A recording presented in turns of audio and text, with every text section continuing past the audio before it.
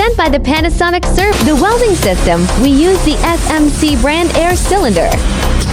The mesh pulling system uses the Panasonic servo motor. This is the mesh turning and transfer system. It is fully automatic. When the first mesh is finished, it will be transferring and turning.